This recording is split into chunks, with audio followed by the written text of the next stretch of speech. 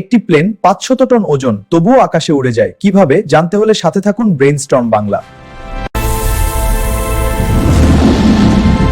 ভাবুন, এত বিশাল লোহার দানব কিভাবে আকাশে ভেসে থাকে। প্লেন উড়ার মূল রহস্য হল লিফট ফোর্স।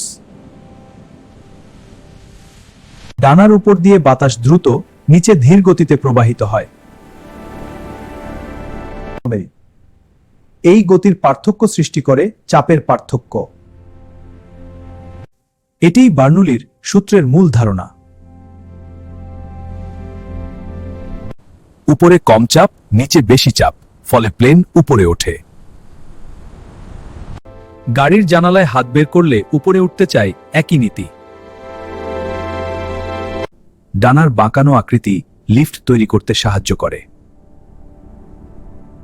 কিন্তু শুধু লিফট থাকলেই প্লেন উঠতে পারে না। জেট ইঞ্জিন তৈরি করে শক্তিশালী থ্রাস্ট। বাতাস ঢুকে জ্বালানি পুড়ে বিস্ফোরণের শক্তি তৈরি করে।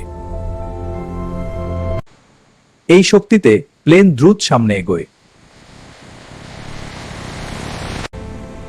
গতি বাড়লে ডানায় আরো বেশি লিফট তৈরি হয়।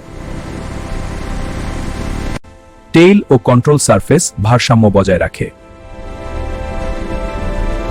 লিফট, থ্রাস্ট, ওজন ও ড্র্যাগ, এই চার শক্তির ভারসাম্যেই প্লেন উড়ে।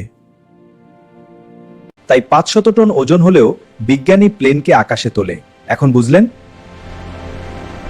ভিডিওটি ভালো লাগলে লাইক, কমেন্ট এবং শেয়ার করতে ভুলবেন না। ফলো এবং সাবস্ক্রাইব করে ব্রেইনস্টর্ম বাংলার সাথে থাকুন।